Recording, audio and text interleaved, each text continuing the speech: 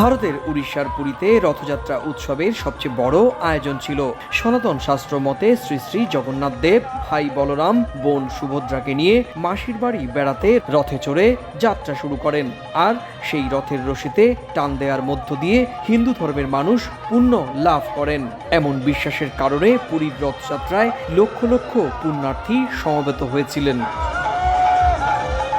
ভারতীয় গণমাধ্যম বলছে, তীব্র গরমে পুরীর রথযাত্রা অনুষ্ঠানে অনেকেই অসুস্থ হয়ে পড়েন। প্রশাসন পরিস্থিতি মোকাবেলায় জলকামানে ঠান্ডা পানি দিয়ে পরিবেশ শীতল করার চেষ্টা করে।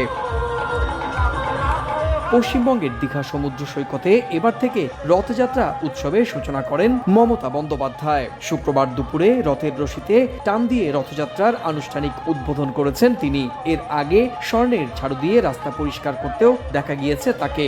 জগন্নাথ পুরী থেকে চলেছে এখানে কলকাতা মন্দিরে, আমরা সবাই আনন্দিত।